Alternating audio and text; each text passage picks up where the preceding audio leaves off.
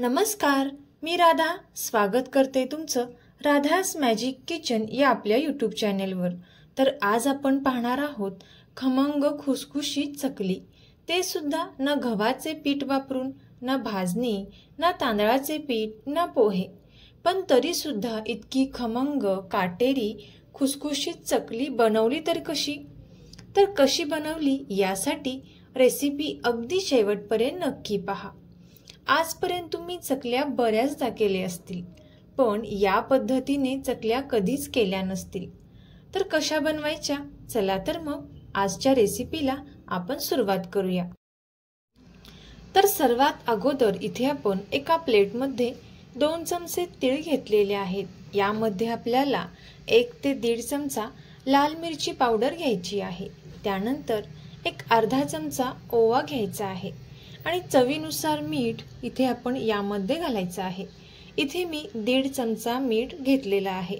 आता हे चकलीचे मसाले आपण एका साईडला ठेवून देणार आहोत। यानंतर इथे मी एक कढई घेतलेली आहे। या कढईमध्ये मी 1 कप पाणी घातलेलं आहे। तुम्ही इथे प्रमाणासाठी 1 वाटी वापरली तरी सुद्धा चालेल। यानंतर हे पाणी थोडंसं गरम झाल्यानंतर यामध्ये आपल्याला हे सर्व मसाले या पाण्यामध्ये टाकून घ्यायचे आहेत आणि हे चमच्याने चांगले मिक्स करून घ्यायचे आहेत। मिक्स करून झाल्यानंतर इथे आपण आज तेलाचे मोहन न वापरता 1 चमचा बटर या पाण्यामध्ये घालून घेणार आहोत। पण जर तुमच्याकडे बटर नसेल आणि तुम्हाला बटर घालायचे नसेल तर या ठिकाणी तुम्ही 1 ते 2 चमचे तेल किंवा 1 ते 2 चमचे तूप वापरले तरी सुद्धा चालेल। आता या पाण्याला छान अशी उकळी आलेली आहे। पाण्याला चांगली उकळी आल्यानंतरच गॅसचा फ्लेम आता इथे आपल्याला कमी करून घ्यायचा आहे। आता यानंतर यामध्ये आपण ज्या कपने पाणी घेतले होते त्याच कपने 2 वाटी ज्वारीचे पीठ यामध्ये टाकलेलं आहे। तुम्ही इथे वाटी वापरली असेल तर ज्या वाटीने पाणी घेतलं त्याच वाटीने 2 वाटी ज्वारीचे पीठ इथे आपल्याला यामध्ये टाकायचं आहे। आता पीठ टाकल्यानंतर गॅसचा फ्लेम इथे आपल्याला बंद करून घ्यायचा आहे आणि हे चांगलं मिक्स करून घ्यायचं आहे। एक 2 ते 3 मिनिटांपर्यंत इथे आपल्याला हे चांगलं मिक्स करून घ्यायचं आहे। तोपर्यंत जर तुम्ही आपल्या चॅनेलवरती नवीन आला असाल तर नक्कीच आपल्या चॅनेलला सबस्क्राईब करा आणि सबस्क्राईबच्या पुढचे बेल आयकॉनचे बटन दाबा, जेणेकरून इथून पुढच्या छान छान रेसिपीज सर्वात अगोदर तुम्हाला पाहायला भेटतील। आता हे चांगलं मिक्स करून घेतल्यानंतर यावरती आपल्याला एक झाकण ठेवून द्यायचं आहे आणि एक 10 मिनिटांसाठी याला एक छान अशी वाफ येऊन द्यायची आहे। आता याला एक चांगली वाफ आल्यानंतर हे पीठ कोमट असेल। एक 10 मिनिटांनंतर आपल्याला हे पीठ पुन्हा एकदा हाताने या पद्धतीने मिक्स करून घ्यायचं आहे। आता हे थोडंसं मिक्स केल्यानंतर यामध्ये आपल्याला गरजेनुसार गरम पाण्याचा वापर करायचा आहे। अगदी थोडंसं गरम पाणी इथे मी यामध्ये घातलेलं आहे।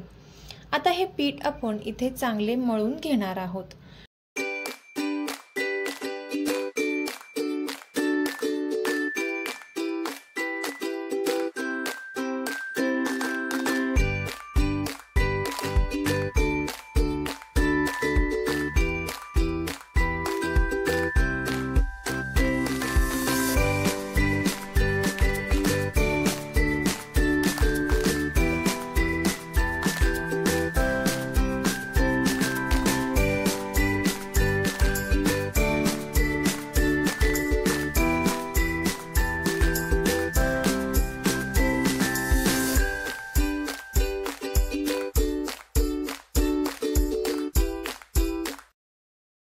आता इथे आपण पिठाचा घट्ट असा गोळा तयार करून घेतलेला आहे। पीठ जेवढे आपण घट्ट मळू तितके चकलीला काटे छान येतात। आता या पिठामधील एक गोळा आपल्याला काढून घ्यायचा आहे आणि हा गोळा इथे आपण आता या साच्यामध्ये घालून घेणार आहोत। इथे आपल्याला ज्वारीच्या पिठाची चकली तयार करताना ज्वारीचे पीठ आपल्याला शक्यतो हे जुने वापरायचे नाही। नवीन पिठाची चकली आपल्याला करायची आहे, नाहीतर चकलीचे तुकडे पडू शकतात। आता इथे मी साच्याला आतून तेल लावून घेतलं होतं आणि याच्या चकल्या आता इथे आपण लगेचच पाडून घेणार आहोत। तर तुम्हाला पाहूनच कळत असेल चकलीला काटे किती मस्त आणि छान आलेले आहेत, त्यासोबत कलर देखील छान असा आलेला आहे। आता मी याच पद्धतीने एक 4 चकल्या या प्लेटमध्ये पाडून घेते।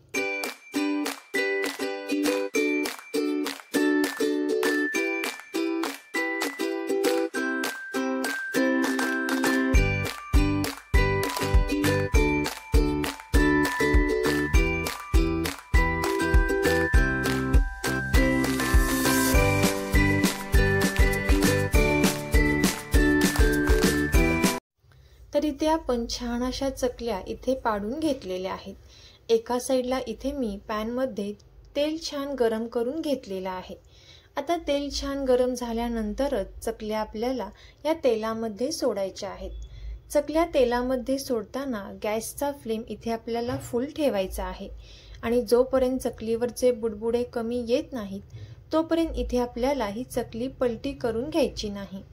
आता 1-2 मिनिटांनंतर ही चकली इथे आपण पलटी करून घेतलेली आहे आणि मंद आचेवरती इथे आपण एक 6 ते 7 मिनिटांपर्यंत या चकल्या छान अशा तळून घेतलेल्या आहेत। तर तुम्ही सुद्धा याच पद्धतीने या ज्वारीच्या पिठाच्या चकल्या नक्की ट्राय करून पहा। आणि तुम्हाला जर ही रेसिपी आवडली असेल तर नक्कीच ही रेसिपी आपले मित्र मैत्रिणी आणि नातेवाईकांसोबत शेअर करा। चॅनेलवरती नवीन आला असाल तर नक्कीच चॅनेलला सबस्क्राईब करा आणि सबस्क्राईबच्या पुढचे बेल आयकॉनचे बटन दाबा। थँक्यू।